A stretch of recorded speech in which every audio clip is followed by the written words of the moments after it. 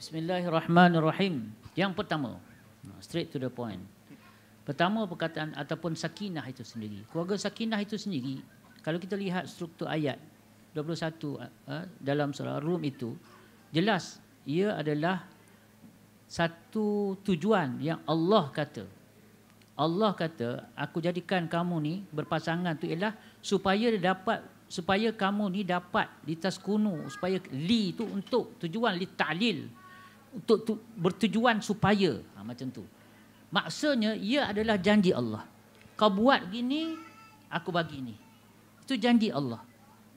Jadi tugas kita ialah kita kena berusaha untuk layak dapat janji Allah Subhanahu Wa Taala. Bapa kata pada anak, Along dapat 5A, bapa beli basikal. Jadi apa tugas Along? Tugas Along usahakan untuk dia tu layak dapat janji Allah, syarat-syarat yang Allah bapa dia bagi. Dia jangan hari-hari pergi kedai basikal. Duk tengok model mana, duk mengajinya tidak. Maka dia tak akan dapat apa yang dijanjikan kerana dia tak dapat penuhi syarat untuk layak tadi. Jadi begitu juga kita. Bila kita kata sakinah itu adalah janji Allah, kita kena usahakan diri kita untuk layak dapat janji itu. Jadi usaha ini dia perlu menyeluruh. Jadi untuk bincang yang menyeluruh ni, forum lain lah. Jadi saya ni penutup dah kan. Tak bolehlah nak mengurai semua. Yang kedua, tentang anak hufaz. Saya setuju sangat. Bila dikatakan Puan Wahidah kata tadi, tajuk ini kalau tak kena cara sangat bias, sangat-sangat tak betul. Meletakkan tanggungjawab mewujudkan keluarga sakinah itu kepada anak-anak hufaz. Dia memang boleh jadi gitu, tetapi kalau kita faham anak hufaz ini, anak itu menjadi seorang hafiz Al-Quran, dia bukan tanggungjawab anak saja. Mak bapak ni dia kena mula daripada perut lagi. Macam mana anak aku ni bersedia untuk jadi hafizul Quran? Bukannya budak tu dah tak boleh masuk MRSM, dah tak boleh nak pergi dah sekolah asrama penuh, barulah kita nak mikirkan, nak hantarkan kepada sekolah tahfiz. Ialah harap-harap jadi orang lah. Memang orang, dah orang budak tu kan. Jadi masalah kita sekarang ialah kita faham untuk anak itu jadi hafiz 100% tanggungjawab budak tu. Kita sendiri tak wujudkan suasana daripada kecil dan suasana harian mereka untuk menyediakan mereka jadi hafiz. Jadi kalau ada yang jadi hafiz masuk madrasah kerana dipaksa ke terpaksa, maka itu bukan salah mereka. Jadi tanggungjawab yang dikatakan anak hufaz yang akhirnya akan menyumbang kepada pembentukan keluarga sakinah itu kerana apa? Mak, ayah kerana nak tengok anak hafiz, mereka pun ubah kehidupan mereka. Hasil daripada mereka ubah inilah Allah akan bagi sakinah pada mereka. Baru Allah Ta'ala akan bagi sakinah pada keluarga tu. Kalau tak, memang huru-hara macam Prof cakap. Anak hantar madrasah, mak pakai skirt pergi hantar anak pergi ngaji. Ini real ni, bukan cerita-cerita aja. Jadi macam apa hal? Dari satu segi bagi kita alhamdulillah kita raikan. Maknanya dia ada cinta pada agama. Walaupun dia kita kata lemah dalam amalkan agama, cinta agama masih ada. Itu satu segi.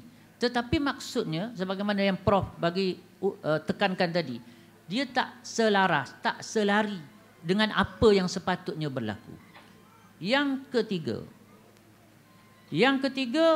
iaitu yang kedua lagi. Ini tentang macam mana ibu bapa ni sendiri ada tanggungjawab melahirkan hufaz, kena hidupkan suasana.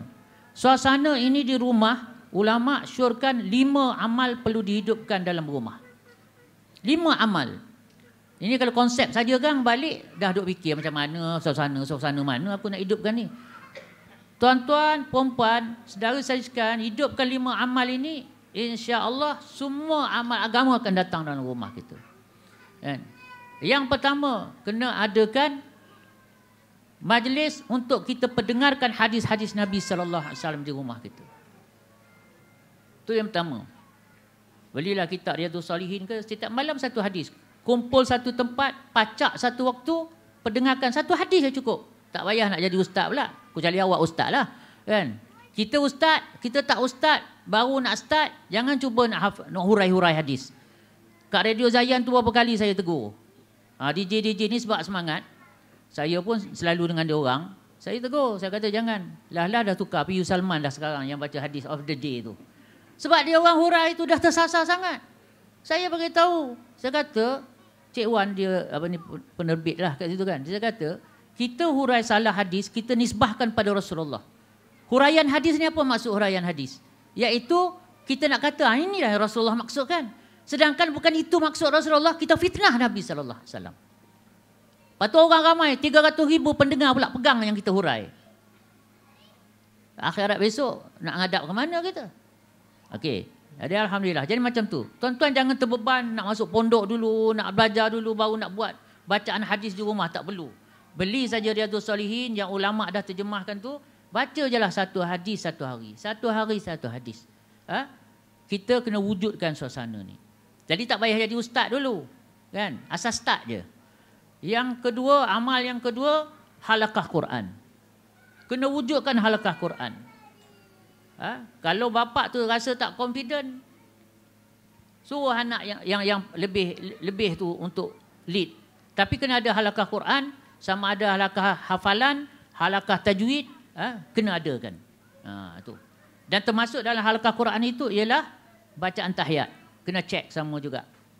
Kan? Kena cek sama. Terutama ayah-ayah lah sebab ketua keluarga. Sebab tu saya, isteri saya dah balik kot. Kan? Mula-mula saya kahwin, walaupun isteri saya tu pun ustazah, mula-mulalah saya halal lah tengok dia tak pakai tudung apa semua tu. Malam yang mula-mula tu, saya kata minta maaf, tolong baca Fatihah. Saya nak dengar. Bukan test, memang minta baca kan. Yang kedua, tolong baca tahiyat. Saya nak dengar.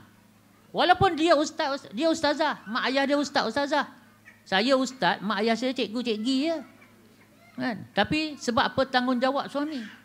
Kahwin dah 30 tahun, 40 tahun, ada cucu, kita tak pernah sekali pun dengar Fatihah isteri kita. Ini qawam macam mana? Tak sah solat isteri kita, siapa nanggung agak-agak? Jadi, kena hidupkan halaqah Quran. Yang ketiga, kita kena hidupkan untuk kita dengar kisah-kisah para sahabat Nabi sallallahu alaihi wasallam. Para sahabat ini seperti bintang di langit. Dialah akan menunjukkan pada kita. Allah perintah surah At-Taubah ayat 100, kita kena ikut sahabat. Macam mana kita nak ikut kalau kita tak kenal? Macam mana nak kenal kita tak nak ambil tahu?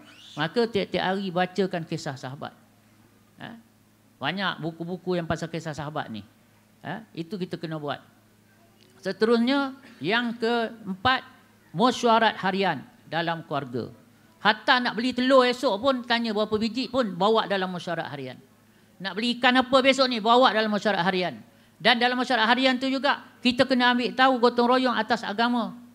Hari ni berapa juzuk dah baca. Hari ni tasbih cukup tak pagi petang. Hari ni macam mana solat jemaah, abang solat jemaah, isteri tanya.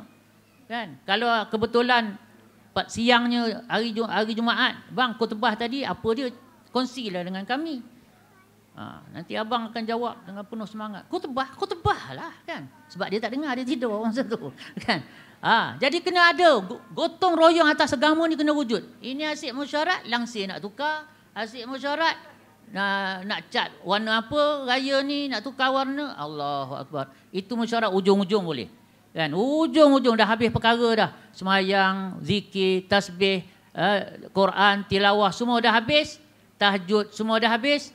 Duha semua dah habis, baru kita cek yang tu. Kemudian yang kelima, kita kena ada saling mengajak satu sama lain untuk ambil keperluan takaza agama. Kan? Saya dengar kat masjid kita ada nak buat ceramah Maulidur Rasul. Awak boleh pergi tak tolong tukang masak ke? Kalau anak-anak, tolong pergi nak patut gotong royong yang kita patut boleh bantu. Kita kena bentang. Nabi SAW cerita tuan-tuan, satu orang wanita kulit gelap. Dia ni hobi dia ialah sapu masjid Nabi je. Sapu masjid, bersihkan sampah-sampah. Dia bukan siapa. Kalau ni siak kan? Kalau perempuan panggil apa? Siakah? Ke siakwati ke wallahu alam. Jadi dia ni bukan dilantik sebagai siak, tapi dia hobi dia je. Petang-petang dia pergi nyapu. Satu hari Nabi tak nampak dia. Nabi tanya, mana akak tu yang selalu duk sapu sampah? Oh, sahabat kata malam tadi meninggal. Jadi kami dah sempurnakan. Alhamdulillah kami dah ke bumi semua siap dah. Berubah wajah Nabi SAW. Terus Nabi SAW dengan nada yang agak kesal. Nabi kata, kenapa kamu tak bagi tahu aku? Setiap lain kali kalau ada siapa di kalangan kamu meninggal, bagi tahu aku. Maka kata Rasulullah, bawa aku pada kubur dia. Dan Nabi SAW telah doa dan Nabi diam. Lama Nabi SAW bagi tahu, sesungguhnya kakak ni dalam syurga. Sebab suka membersihkan sampah-sampah daripada masjid Nabi SAW. Tengok tuan-tuan. Jadi perkara yang begini juga yang kita nak bentang dalam kehidupan harian kita. Ambil tanggungjawab atas agama. Agama ni agama siapa? Agama kita. Bukan agama Jakim, bukan agama Jawi, bukan agama imam, bukan agama ustaz-ustaz. Agama ni tanggungjawab siapa? Tanggungjawab kita. 5 amal ni wujud dalam rumah kita hari-hari, Allah akan bagi suasana bagaimana suasana rumah para sahabat ridwanullah alaihim ajmain. Yang seterusnya untuk para hafiz terutamanya dan seluruh masyarakat, tapi para hufaz, ketahuilah bahawasanya tahfizul Quran, menghafal Al-Quran hanyalah asas dalam pendidikan. Hanyalah asas dalam pendidikan. Sekali lagi, hanyalah asas dalam pendidikan. Jangan sesekali berpuas hati setelah tamat hafazan Quran. Ini untuk orang yang sedang belajar Quran atau alumni daripada belajar tahfiz Al-Quran. Baik, masyarakat pun kena faham juga benda ni. Jadi kita tak kalut. Budak tu 3 tahun menghafal Quran je. Ini ada pula, ini bila nak belajar matematik, bila nak belajar sains. Biarlah dia habiskan Quran dulu. Tanya Ibnu Sina. Sebelum dia terkenal sebagai pakar perubatan, apa asas dia? Hafal Al-Quran. Imam Syafi'i yang begitu sekali disanjung menjadi ikutan, panutan, pedoman jutaan orang berzaman-zaman. Imam Syafi'i, ingat dia terus-terus belajar fiqh ke? Tak. Dia mulakan dengan Al-Quran. Bukan marah ni, nasihat. Kan? Ingat. Jadi kita kena faham yang tu. Biarlah budak tu habiskan 3 tahun untuk hafal Quran. Tak ada masalah. Habis Al-Quran, tanya dia. Abang minat apa? Nak jadi doktor? Hantar ambil SPM. Nak jadi engineer? Hantar ambil SPM. Nak jadi apa? Hantar ambil SPM. Nak jadi ulama? Masuk lagi madrasah. Belajar kitab turas, belajar alimiah dan sebagainya. Tak ada masalah lah hidup ni. Be simple. Kan? Yang kalut sangat. Ni bukan zaman mana. Kalau dulu zaman saya dulu betul. Tak lulus SRP, tak boleh naik ke tempat. Habis sampai situ je lah. Cukup sekadar di sini. Kan? Tapi sekarang fleksibel. Umur 60 tahun pun boleh ambil SPM lagi. Tak ada masalah. Okey. Itu yang penting untuk hafiz, semua ingat. Yang keempat, untuk masyarakat. Apa dia? Quran, kemuliaan Quran atas segala kalam. Seperti kemuliaan Allah atas segala makhluk. Wallahi, tak ada satu yang lebih mulia daripada Al-Quran. Quran ni tuan-tuan perempuan, saudara-saudari, tengok pun dapat pahala dah. Tak payah ceritalah hafal. Tengok pun dapat pahala. Jadi, kita kena faham, ni pasal pahala panjang lebar dah Ustaz. Akhir hari kita cerita tadi. Dia mudah gini je. Pahala tu apa? Pahala itu adalah nilai kepada redha Allah. Nilai kepada redha Allah. Semayang kalau satu orang, semayang seorang-seorang, Allah suka tak? Jawablah. Suka. Sebab apa dia tunaikan perintah Allah solat. Tapi nak banding dia pergi semayang jemaah, mana Allah lebih suka? Suka tu redha lah. Jadi, jemaah, macam mana engkau tahu semayang jemaah tu Allah lebih redha, Allah lebih suka? Macam mana? Ni Nabi kata semayang seorang dapat 1, semayang jemaah dapat 27. Itulah pahala. Nilai kepada redha Allah. Kalau tak redha semua, kita tak tahu yang mana satu prioriti. Semua sama ke? Tak sama. Baca Quran pun tak sama. Baca Quran dalam solat, baca Quran luar solat, ada wuduk, baca Quran tanpa wuduk. Dengar Quran tak baca, dengar orang baca. Tak sama pahala dia. Menunjukkan kedudukan dia di dalam redha Allah itu berbeza-beza. Itu satu. Kemudian yang kita kena faham. Kita kena, ni masyarakat semua, kita kena yakin sesungguh-sungguhnya bila satu orang itu, mereka ni dapat jadi hufaz itu sahaja sudah cukup untuk menjadi satu kemuliaan untuk mereka. Jangan kita letak syarat lain. Oh, kalau hafiz tak jadi doktor, okeylah, tapi kuranglah sikit. Tak, wallahi. Untuk jadi hafizul Quran sahaja sudah cukup mulia untuk mereka. Ini untuk masyarakat ni. Yang tadi saya kata, pendidikan tahfiz itu adalah asas untuk mereka yang dah hafal Quran. Supaya mereka jangan berhenti di situ. Tetapi bagi kita ni, macam Puan Faidah cakap tadi, 100 orang pergi belajar, 30 orang je yang 30% je yang akan tamat 30 juzuk. Menunjukkan untuk dapat 30 juzuk ini pun sudah cukup untuk menjadikan mereka mulia. Akhirat besok, di mahsyar, Allah pencipta mahsyar sendiri bagi tahu, yauma yafirrul mar'u min akhi, hari yang di mana satu orang akan lari daripada saudara-saudara dia, adik-beradik dia. Wa ummihi wa abih, daripada mak dia, daripada bapak dia lari. Wa sahibatihi wa banih, daripada anak, daripada sahibah, pasangan-pasangan, wa banih, dan anak-anak dia. Semua lari daripada satu sama lain. Ini Allah sendiri cerita suasana di mahsyar. Tapi ada satu golongan yang tak lari daripada cari mak ayah dia. Siapa dia? Hafizul Quran. Hafizul Quran, dia akan cari mana mak aku, mana ayah aku. Sebab apa? Dia nak pakaikan mak ayah dia dengan mahkota, dengan jubah kemuliaan. Ini satu orang hafiz, nilai satu orang hafiz Quran. Tak kiralah dia hafiz Quran yang jadi doktor ke, dia hafiz Quran yang jadi imam tarawih saja ke, dia jadi hafiz Quran jadi ustaz muqaddam je ke. Allah Ta'ala tak letak sebarang syarat lain untuk muliakan satu orang yang hafizul Quran. Ini kita kena faham betul-betul. Kita jangan letak sebarang syarat lain untuk muliakan. Saya dengar Syekhul Hadis Maulana Abdul Hamid Chin, pernah dia bagi tahu, kalau kita letakkan syarat-syarat lain untuk melihat seorang hafizul Quran itu mulia, kita sedang hina kalam Allah Subhanahu wa taala. Jadi ini masyarakat kena faham. Untuk para hafiz pula, jangan berpuas hati dengan hafazan anda. Alhamdulillah, anda dipilih oleh Allah untuk jadi hamalatul Quran, tetapi tugas anda tidak tamat di situ. Asas telah dapat, teruskan dalam perkara-perkara lain, bidang-bidang yang Allah Ta'ala letak kecenderungan minat anda. Semoga ini semua akan menjadi khidmat kepada agama Allah Subhanahu wa Ta'ala. Dengan itu saya sudahilah ceramah yang ringkas ini. Maaflah kan. Tak maaflah kan. Tapi sebab dah gulung ni, kena gulung betul-betul. Nanti tergantung.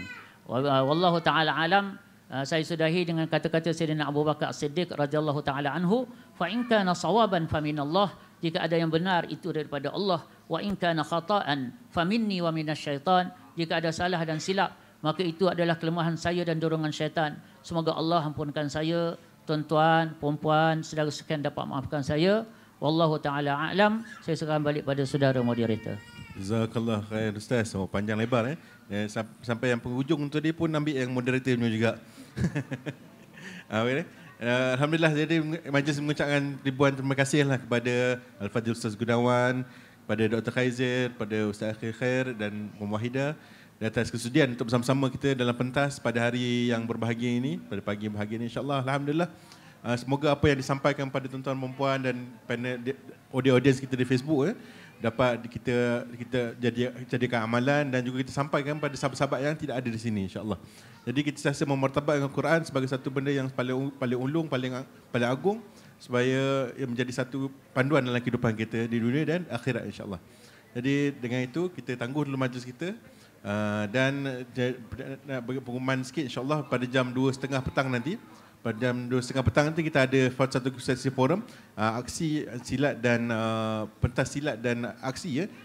Jemput semua tuan-tuan perempuan untuk hadir petang ni insya-Allah pada jam 2:30. Kita jemput untuk solat Zuhur saya berjemaah di atas dan ada makanan disediakan di belakang dewan. Terima kasih. Sekian wabillahi taufik wa hidayah. Wassalamualaikum warahmatullahi wabarakatuh.